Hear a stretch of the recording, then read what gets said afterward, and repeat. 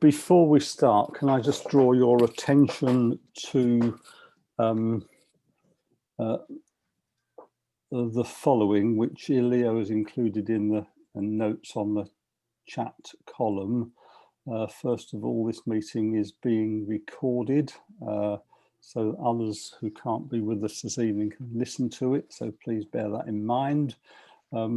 If you wish to speak, it will be very helpful if you would raise your hand either like this or using the hand symbol, which you can find on the reactions button. If and when you do speak, it would be helpful if you would say who you are and which church you are from. And it would be very helpful to everyone if you would mute when you are not speaking, so that we don't have any of the background noise that we've experienced on one or two other occasions. Is that all okay? We're here this evening focusing on the reports in the book of reports to the Synod meeting, which deal with things other than the Synod review and finance matters. You'll be aware that a request was put out that you should submit any questions that you have beforehand, so that they can be considered and given reasoned answers rather than off-the-cuff answers. And we're grateful to those of you who have responded in that way. This is the second meeting which has given opportunity to look at other reports, and a number of matters were included in the discussions on the first occasion. And if you've not had the opportunity to do so, if you weren't able to attend on that occasion, then you can find a recording of that session on the Synod website, and the opportunity is there for you to listen to it between now and the Synod meeting a week tomorrow. We will cover this evening three, I think, areas arising from the reports about which requests have been made for consideration this evening. One is to do with elders training, the other is to do with lay preaching, and the other is to do with presidency at the sacraments. The other thing I'd say before we just join together in prayer is that if anybody has any responses to what was in the Pastoral Committee report to the Synod meeting on the scoping of ministry, then we are dealing with those matters by asking folk to communicate in writing any comments that they have about that, which will be considered by the next meeting of the Synod Pastoral Committee. So we're about this evening elders training, lay preaching, and presidency at the sacraments. But before we do that, let's pray together. Let us pray.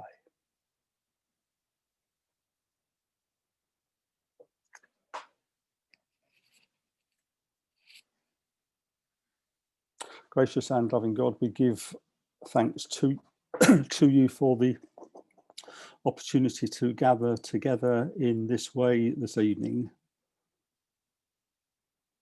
We thank you for calling and leading us to positions of leadership and responsibility within your church.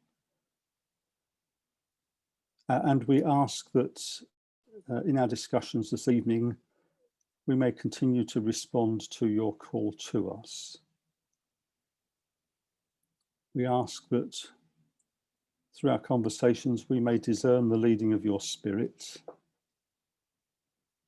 We ask that in our discussions we may have open ears and hearts and minds, and may be sensitive to those who share in this meeting with us.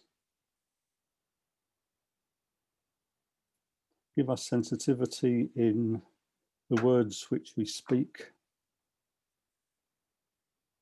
and allow each one of us to continue to hear and respond to your call to us. Our prayer we ask in the name and for the sake of Jesus Christ our Lord. Amen.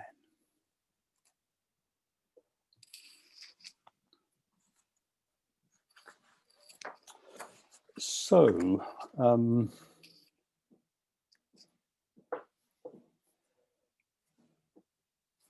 as I said just now, we have 3 areas to cover this evening. They each, I think, arise from the Pastoral Committee report, and Marion will be responding to each of the points that have been made for us. Marilyn Piper has kindly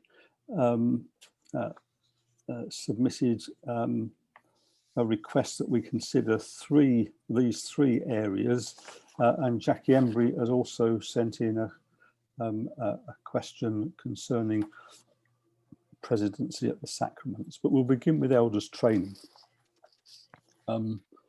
Marion is really making a point, making a plea. She says, with regards to elders training, this needs to be nurtured in basic focused theology, explaining and discussing the dozen areas of responsibility of the eldership team in each local church, providing practical help, contact lists and resources, and being standardised across each partnership with sufficient frequency that every elder in every local church accesses it during the current period of serving eldership.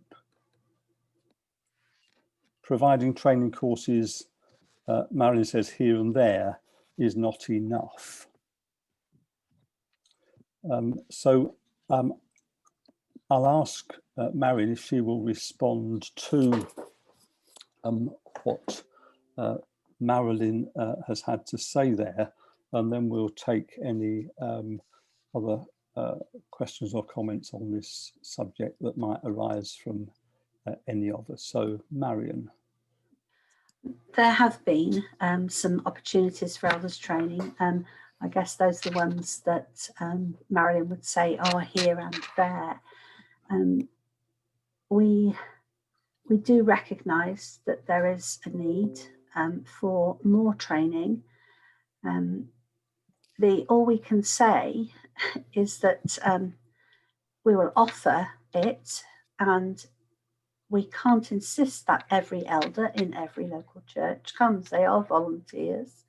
It is a high responsibility, and I'm sure that when churches elect people to their elderships, they do take the time and trouble to explain that high responsibility, and we hope that people will pick up anything that does come to be on offer.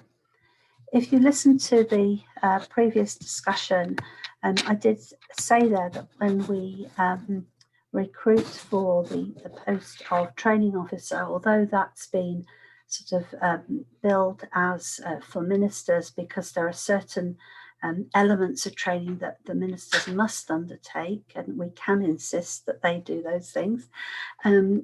But it's hoped that that role will also take on some aspects of eldership training and other lay training.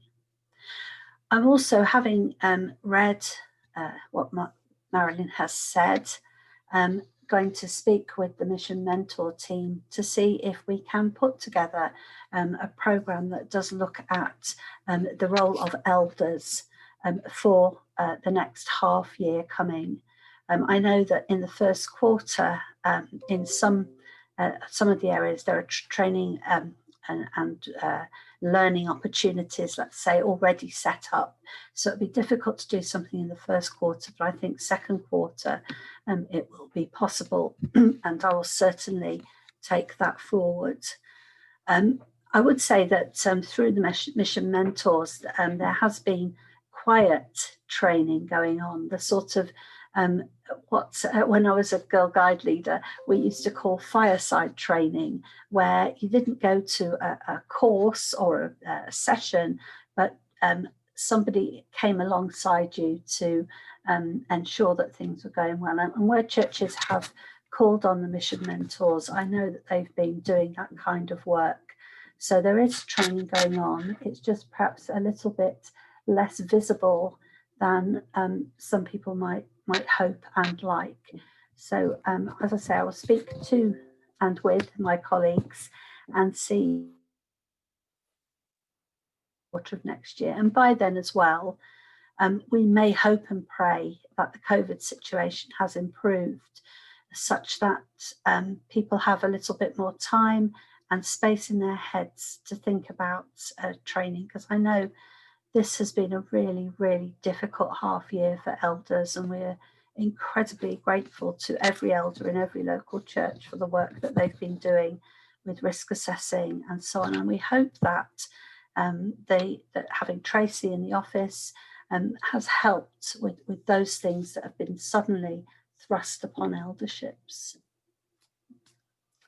Is that enough? Does that answer your question, Marilyn? Thank you, Marion.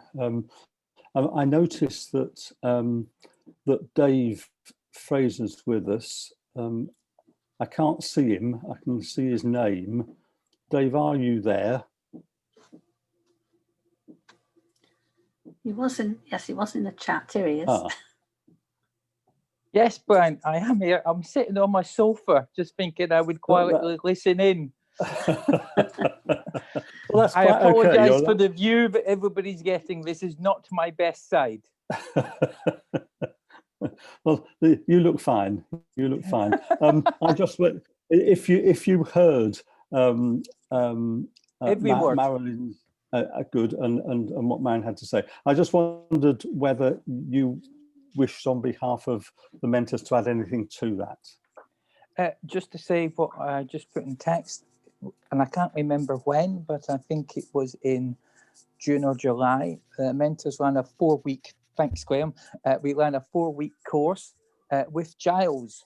We each did a week, and I think there was about 40 elders that attended.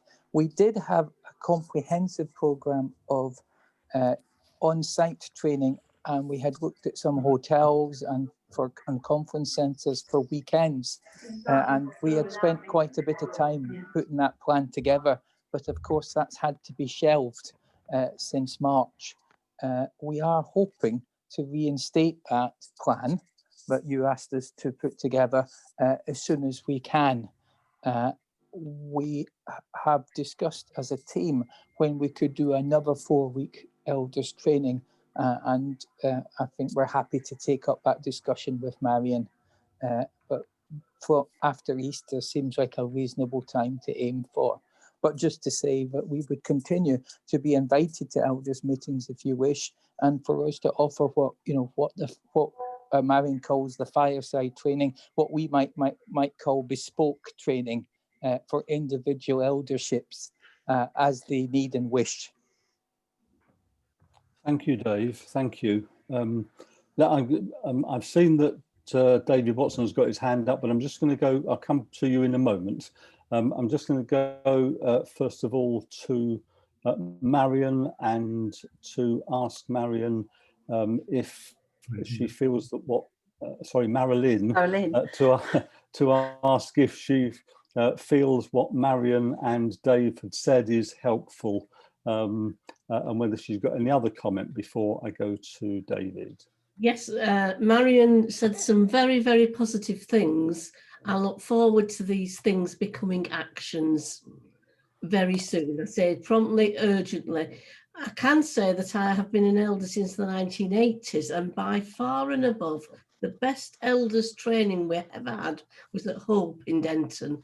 where we had at least 10 people doing 10-minute sessions. It was extremely well organised by the training officer at the time. It started with worship in the church. You were given a little dot as you went in, and you went with that dot to a group. Every 10 minutes, quarter of an hour, you moved on. You covered all the 12 areas of responsibility of elders. You covered all the theology bit later. And in a day, not 4 sessions, 1 day, you took your own lunch, and it was very intensive. It was very well received by everybody there, and it has never been repeated. So if Dave Fraser would like a word with me about how that was done, it was very, very popular with lots of people, and it only took 1 day. I think the Okay. conference that hasn't taken place was intended to be a bit like that, and better still, you won't need to bring your own lunch. It will be provided. Well, It's just that we couldn't do venues at the moment. As soon as we can, that's the kind of thing that's going to be on offer, Marilyn. Okay, Sorry. thank you. And I've just noticed on the chat that in response to what Dave Fraser was saying to us about the elders training that has been provided, and to which I think he said 40 or so elders attended, that Graham Tarner's given us a written message saying that training that the mentors provided was excellent. So that's a good commendation for whatever comes in the future, either in terms of new training provided by the mentors or a repeat of that first session. Let's go to David Watson. David. Right, David Watson, Bamford Chapel and Norton. Thank you. You've indicated that the mission mentors will be active in the training. The mission mentor for the central area is leaving at the end of this year. Can you give an assurance that that will not mean that churches within those missional partnerships will be left out of any training? Yes, certainly. That question was raised last time, David. So the answer is that, yes, we're looking at replacing Darren, and in the meantime, the other mentors are looking at ways they can support central area. Thank you. Thank you.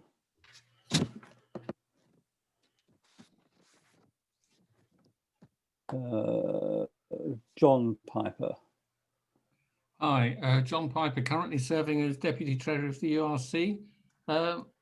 My comment's going to make me feel and sound very old, because I've just worked out that it was in 2004 that I acted as scribe for the group that produced Equipping the Saints. And it's just really, and this is no criticism of anybody who has just spoken or who's involved in this, but it's just extremely frustrating that we as church seem to find it so difficult to put sufficient priority on equipping the people in our churches. So I look forward, like everyone else, to what Marion was talking about, when circumstances allow. I would just like to come back to John, if I may, and say that I do think that in the appointment of mission mentors, this synod has really tried to take that very, very seriously, and their role has become, I think, pivotal in helping people to become those saints who are walking the way in the way that report long ago had hoped. Thank you. Mike Walsh. You're muted, Mike. Thanks, Brian. I'm just going to do a very quick screen share to plug that our new website has the URC's official Resourcing Our Elders course on it. It's all downloadable as PDF files. You click on each section and you get a little workshop, which probably would be good if someone from outside your church or eldership could take you through it, but would work perfectly well if an eldership wanted to work through it on their own, or if individual elders wanted to read it. It's a good resource. There's also these little booklets available. They've asked me to be an elder. They've asked me to be church secretary, which the URC has produced. And the website has other bits of information too, including conduct and behaviour of elders. But there's quite a lot on the website for elders. There's a similar page for lay leadership and lay preaching. So I just wanted to point out that that's available. If I can quickly add, I think there's not for tonight, but there's another question for us to ask at some point as a synod, is that we're moving to this partnership model and having partnership ministers that work across several churches with sharing skills across a broader area. I think there's going to come a point where we need to ask ourselves, do we want to employ other people to be doing training across the whole synod, or does that become the role of a new style of ministry in partnership models? Shouldn't our partnership ministers be delivering training to their 6, 7, 8 churches in a way that's more contextual and contained within that partnership? And having those things to do would help break expectations that ministers are still working on a pastoral and pastorate model. So I throw that into the mix. That's a question to ask at some point. Thank you, Mike. Thank you. Can I just ask that just before I go back to Marilyn, we are getting some background noise, and if you could just check that you are muted, that would be helpful for all of us. Marilyn. In raising the whole point about training elders, I think one of our richest resources from the other side of the spectrum is we have some excellent, very, very experienced elders. And just to mention ministers doing training and training officers is wrong, because of some of the very best trainers are actually some of our elders. So we need to look at using elders to train other elders, because they have the experience that ministers don't. And also to Mike, I'd like to see those booklets. I've seen them, I've read them.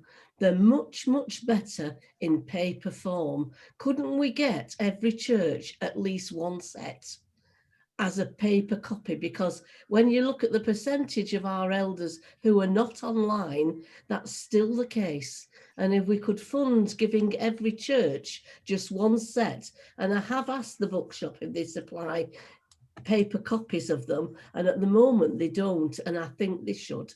And I think they should be freely available for one set, one complete set of everything to every church. It would be money well spent. Thank you, Marilyn. What we can certainly provide, and provide very easily by request through the Synod office, are printed copies of those booklets and any other similar kind of online resource that is there. So if Hurst Nook, for example, Marilyn's church, or any other church feel that they need paper copies of these booklets, then if you make ring the Synod office or send an email to Claire McIntyre, new office manager, then we can very easily make printed copies available and send them out to you. Just perhaps a little difficult at the moment because of the office is shut because of the lockdown, but after that isn't a problem, I think, at all. Paul Molyneux. Yeah, I'm sorry, but I disagree with you on the printing it through Synod. I think can't churches print their own? Well, I mean, they're online, and we're going to more expense in relation to the matter.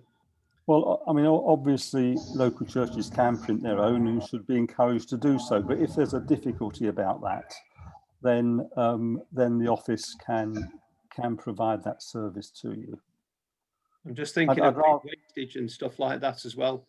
And, I just think, at least as the local churches, they know what they need to do.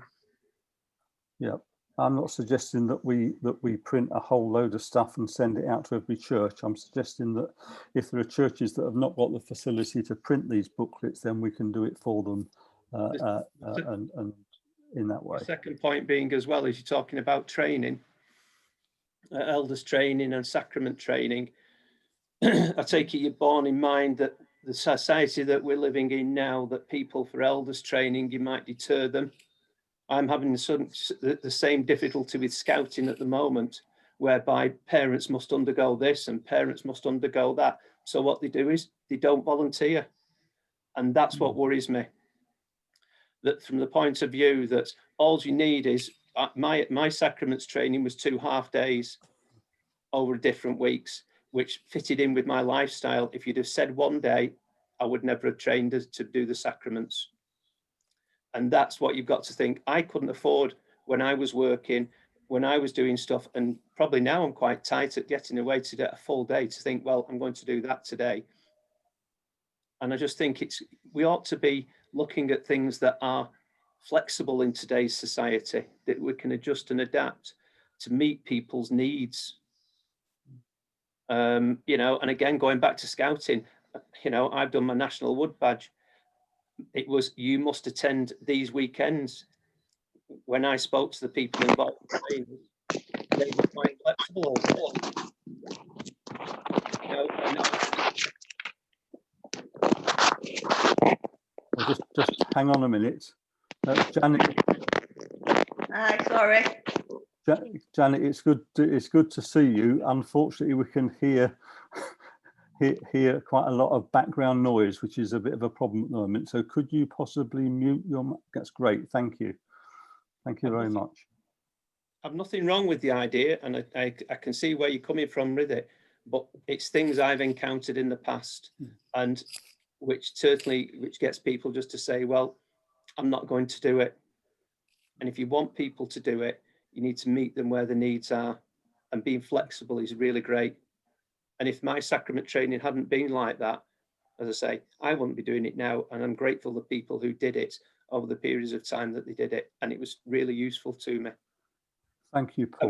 And we didn't get any lunches. And I disagree with free lunches as well. I'm sorry, but if you come into a course that's for a day, you have your own lunch and you bring your own lunch. Why should somebody else pay for your lunch when you're coming on a course? Sorry. Okay. Thank you, Paul. That's helpful stuff. I just wondering whether Dave Fraser, having listened to what Paul's had to say, not so much about lunches, but about flexibility and what have you, has got any response to make? Only to say that the mentors would in their practice agree with that. We try to run weekend sessions, Saturday sessions, half-day sessions, evening sessions. We pick them in the afternoon.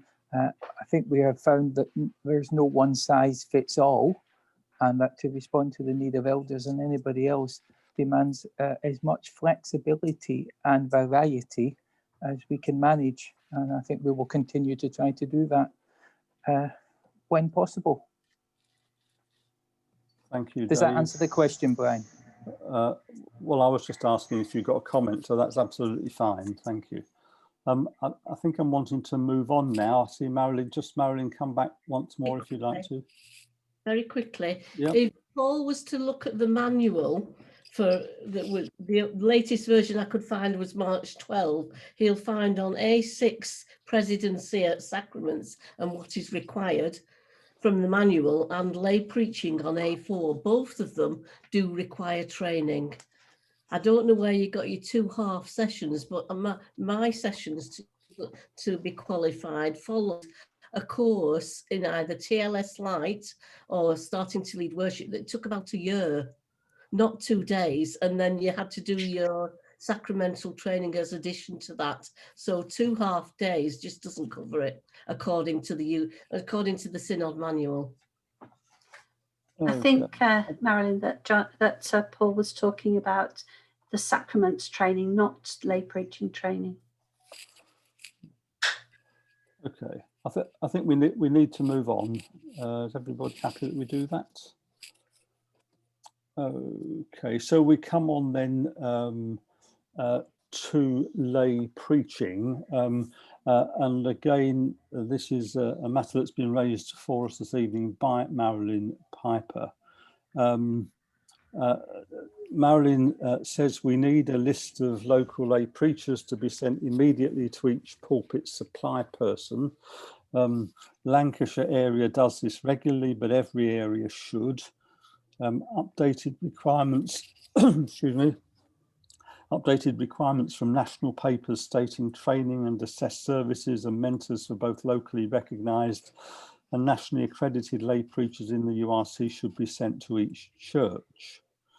Also, encouragement to take part in leading services in your own church as a start to being a lay preacher, and then finally being recommended by your local church following training to Synod for recognition.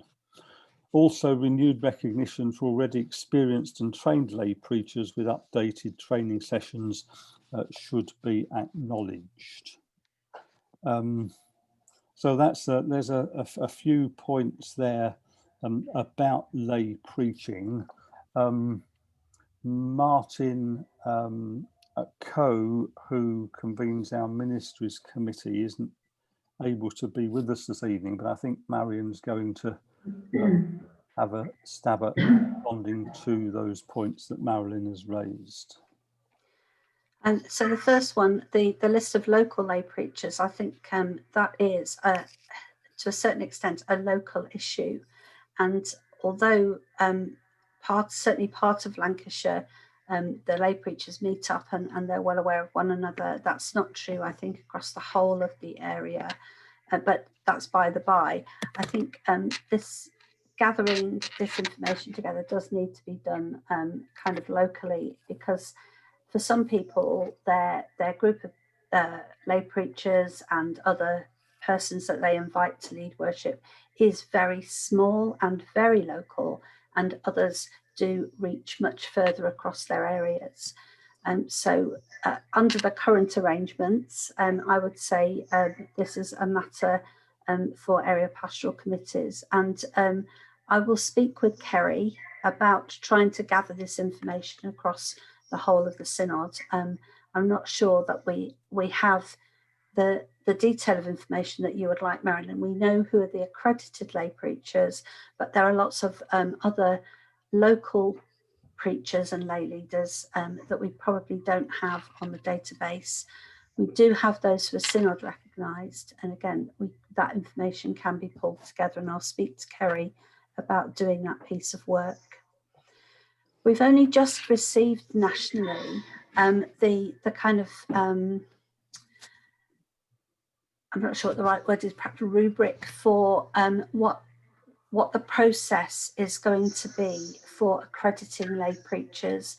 When Stepwise was first rolled out, it was thought that it would be through the Stepwise worship and preaching module, but actually in the end it's been decided that you will need to do the first module of Stepwise or stream, which everybody is required to do who engages with Stepwise.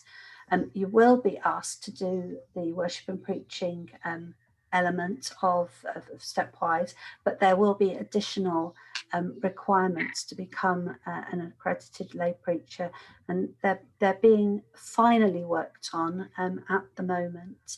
In the interim, if anybody's been working on TLS Lite, obviously they will come to the end of that. And we are still in this kind of now and not yet place, I'm afraid, from what I can find out.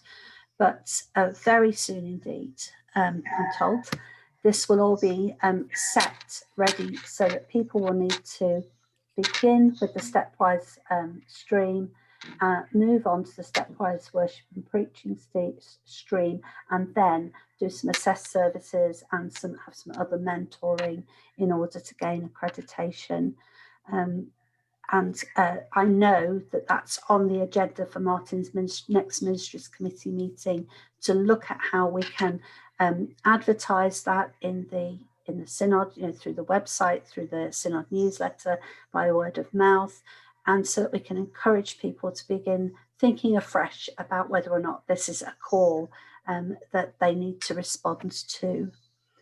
And I quite agree with everything you've said, Marilyn, about encouraging people to take part in leading worship, whether that's reading the Bible for the very first time, in front of a congregation, or whether it's putting your ideas of what hymns would go with this week's theme.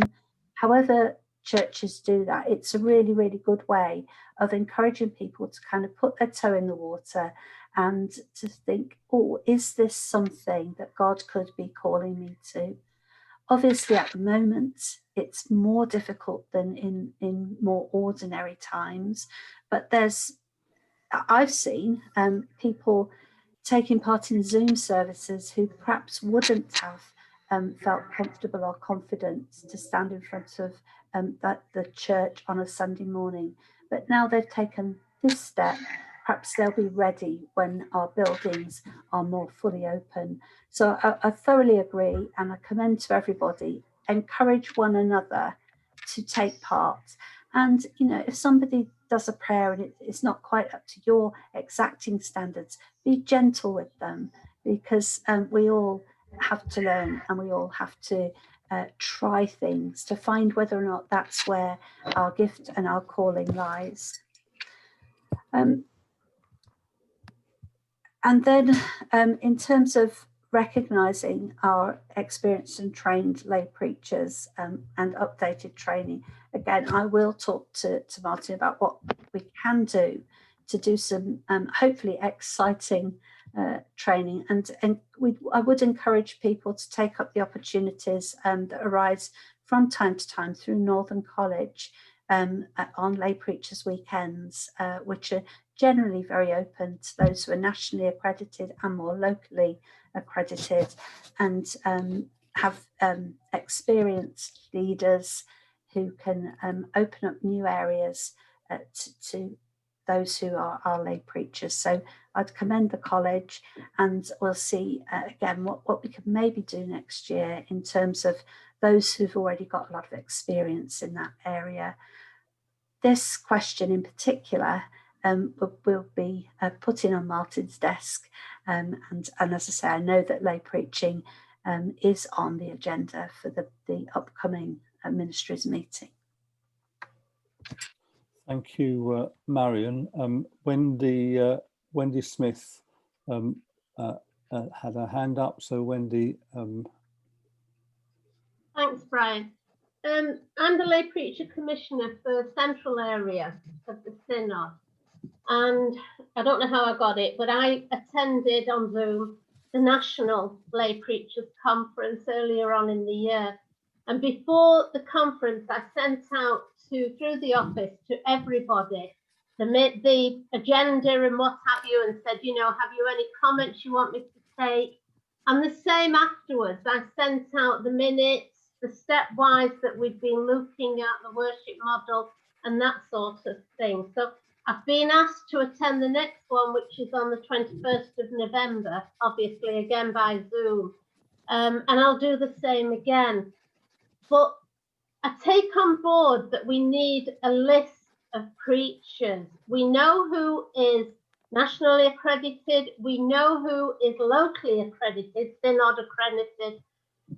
But I know in Central, we wrote out, Richard as convener, wrote out to 40 odd churches. We had 9 replies.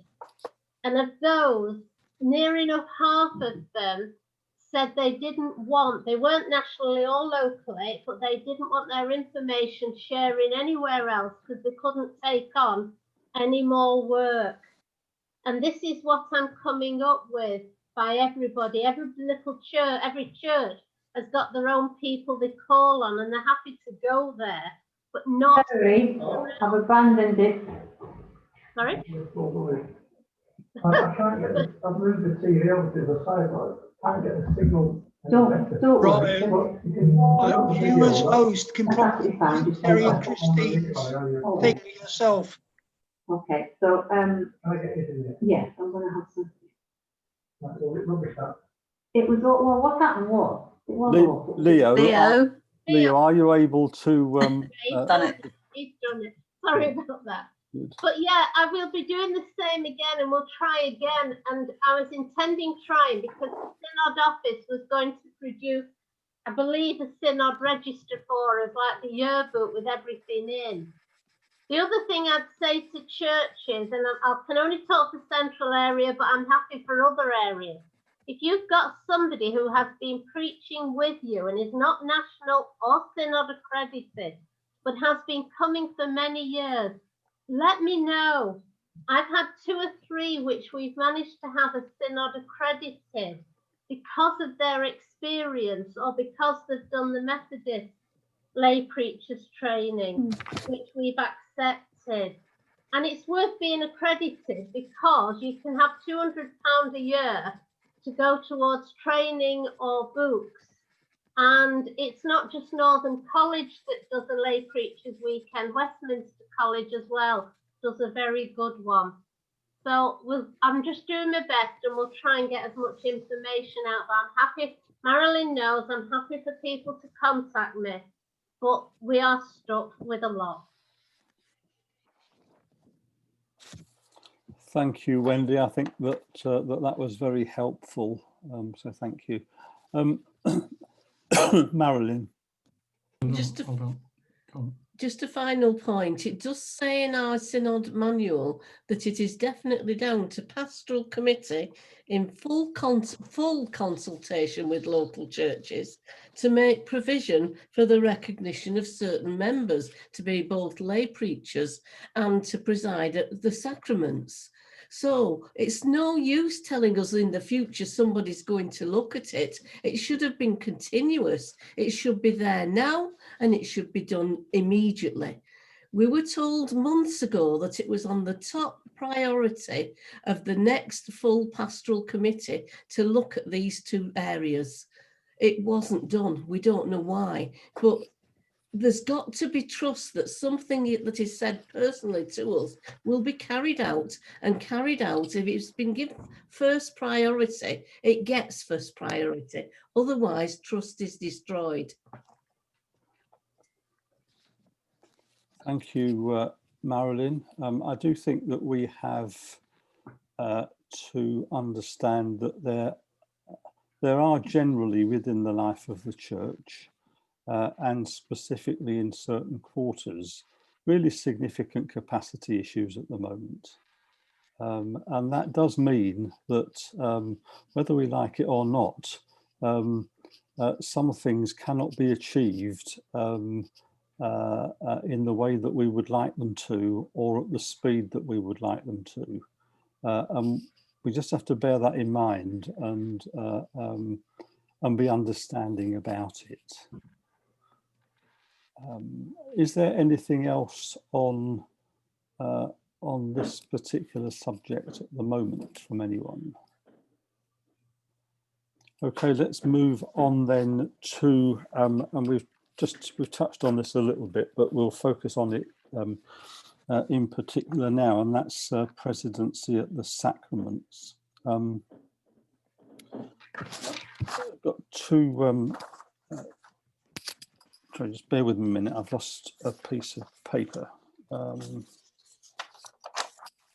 We've got here it is.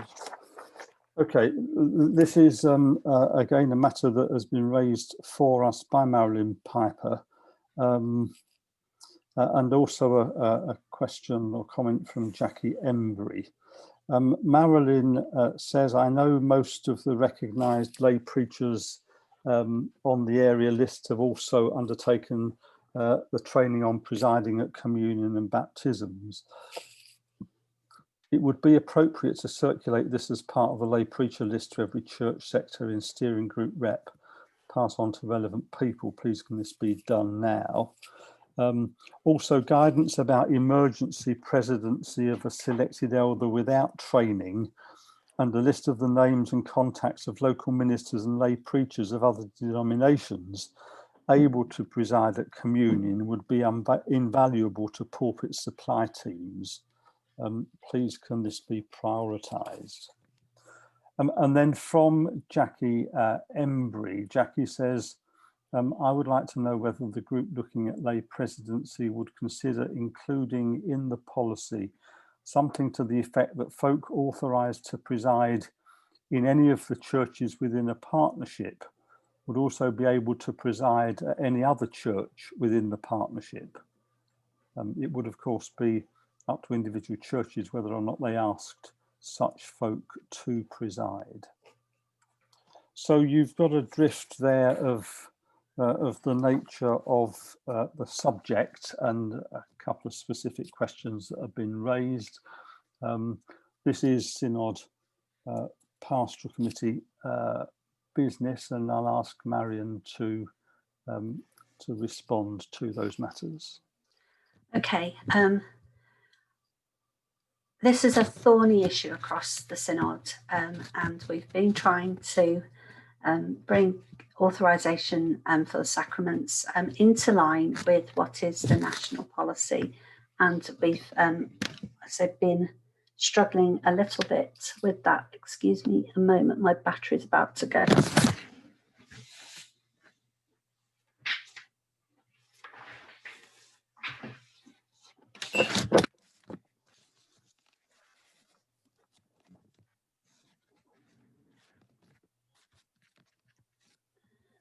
My apologies. Now the laptop's plugged in, I'll continue. So there is a difference between nationally accredited and locally or synod recognised lay preachers. Nationally accredited lay preachers, some years ago, I found were, I think by accident, but they were given by General Assembly permission to preside where they preach. So people who are nationally authorised lay preachers may preside at communion and baptism in churches where they are invited to. Synod recognised people, like elders, may only preside in the church where their eldership is held. And I know that this causes grief to people because they would like to be able to preside at other churches that they visit. But as the rules lie at the moment, that should not happen. And indeed, if you invite someone to preach who is authorised in their own congregation, they should stop at the point where communion is going to take place, and the authorised elder for that church should take over. And I know this causes grief, but that's the rules. And that's what we recommend happens at the moment. The Synod are making representations to the Faith and Order Committee in London to look at this, because it will be less and less appropriate, not just in our Synod, but in other places too, because there isn't always an ordained minister of word and sacraments available to lead, and there isn't always a retired minister in your congregation, and sometimes that makes it difficult. I do appreciate that for pulpit supply secretaries. So that's the position with the first part of what Marilyn speaks of. Guidance about emergency presidency of a selected elder without training. Really, each church should have more than one person who is authorised, locally authorised and trained to preside at the sacraments in their congregation. Now, I can imagine a time when perhaps you've got 2 or 3 such people, and all of them, for whatever reason, are not available that Sunday. So one option, of course, is to change the communion Sunday. I know that that has its problems. The other option is that from within the congregation, that an elder is chosen to lead the communion service. And my recommendation would be that every church has a copy available of the worship book, so that that elder could work through the written liturgy rather than trying to remember or create liturgy on their own for the first time during a service. And you've asked if that can be, some guidance can be produced, and yes, some guidance can be produced around that. The names and contacts of local ministers and lay preachers of other denominations. Well, lay preachers of other denominations may not preside at our communion services, and we would have to get a separate special permission from Area Pastoral Committee at the moment for that to happen. And I think they would be very, very reluctant, because there should be an authorised person within that congregation. Local ministers, you will have your own local contacts, and certainly any denomination, so Baptist, Methodist, Church of England, any minister that you would invite to lead your worship would be, under our understanding, able to preside at either sacrament. So if you have a pulpit exchange, for example, during the week of prayer for Christian unity, and it happens to be Communion Sunday, the Methodist minister who comes to preach could also preside.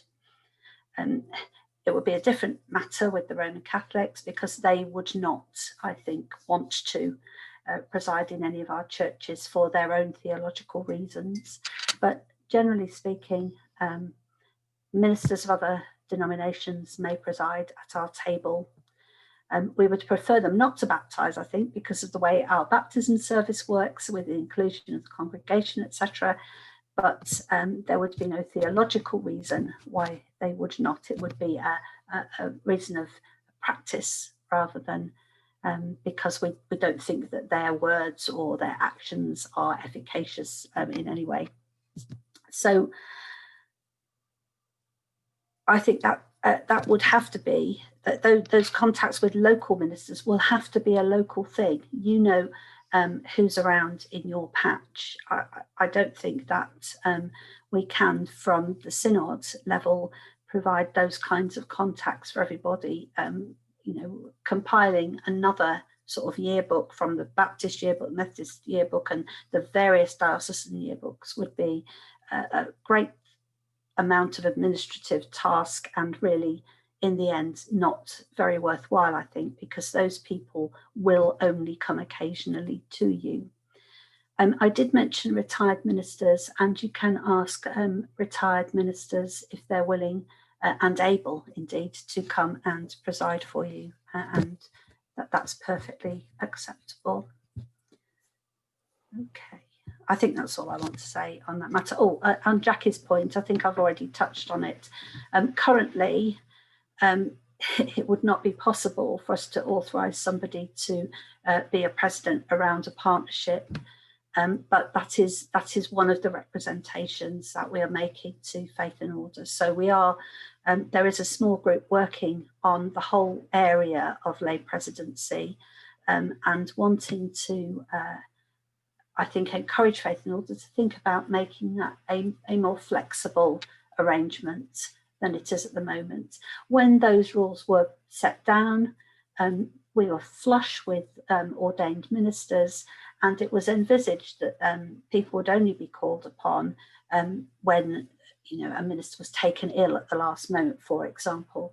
Of course, the situation has changed greatly since those days. And that's reflected, I think, in these questions, and it's reflected in the work that we are quietly doing behind the scenes to make some desire for change made known in the appropriate places. Thank you, Marion. I'll go back to Marilyn and then to Graham. Marilyn. There were lots of things that you said there, Marion, but if we were to follow them, they are not true. They are not realistic. We have never, ever had enough ministers to do what you were saying. The most we have ever had in our church is a minister 10 times a year, our own minister. We have never had enough authorised elders, and I know of lots of churches around us who haven't even got one elder who's had any sort of training to do this role, and they're finding it critically very, very difficult to fulfill this and to keep their pattern of their communion services. Now, we're lucky we now have 2 people recently who can do it amongst our elders at Hersnook. Frequently places have not got that. They are relying on people who are coming to take the communions. But aside of that, I find it absolutely appalling to say to someone, you are good enough to come and take our service on a Sunday morning, but you must stand aside because you are not good enough to take our communion, even though you've been doing it for years. I find that appalling. And it isn't a question of good enough, Marion. It's a question of good order in the church. And all I'm stating is what the manual and the national church says is what we should be doing. Now, whether or not that's being happening or not happening, in the role that I occupy, it's my task to tell you what the rules are, if you like, and that's what they are. And in fact, as somebody who was a local preacher and who was in a group of churches that included Churches of Christ, I was quite used to leading part of the service and then stepping aside for the president to take over the communion. And I didn't find it offensive. When it's explained carefully and prayerfully and properly, the service can flow, and it can quite easily be taken by 2 people. I think, we have to have a bit of forbearance around this. I'm aware that stuff doesn't always happen in the way it ought to, but as I say, part of my role is to say, this is how things should be, and how we're trying to work towards change. Thank you. Thank you, Marion. I think it's important to grasp what Marion has said about the Synod Pastoral Committee seeking to raise this question with the relevant Assembly Committee so that it might be reconsidered. That is in hand, but of course that's a matter over which we have no direct control. I come to Graham Tarn and then to Wendy Smith. Graham. Yeah, Wendy had his hand up a while ago. Yeah, the bit I would like to clarify, Marion, is whether I've heard you correctly about the nationally accredited local preachers. Are they or are they not currently in this synod appropriate to preside at communion? When we first issued our guidance, we said not, because that was our understanding and that was what the clerk to Assembly had told me. I have since then found a later Assembly paper where, as I say, I think inadvertently, but nonetheless through Assembly, authorised lay preachers, nationally accredited, I should say, lay preachers were permitted to preside. So if you're nationally accredited, then yes, in this synod you will be permitted to preside, because that was a decision of General Assembly. Thank you. That is different from what we originally said. I hold my hands up to that. Marion, can I just ask if you check that out with the clerk again? I will. No, I was just asking. I haven't. No, I haven't. Secondly, I think we should perhaps do that. Oof. Right, so we're backtracking a little bit now. From having asked for clarification, the answer is no, it is yet to be clarified. Well, we're not backtracking. I'm just suggesting that we double check on that, because we don't want to confuse folk.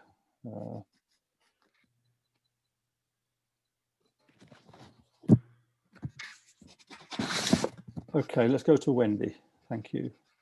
Thanks, Brian. Mine's a little bit the same as Graham.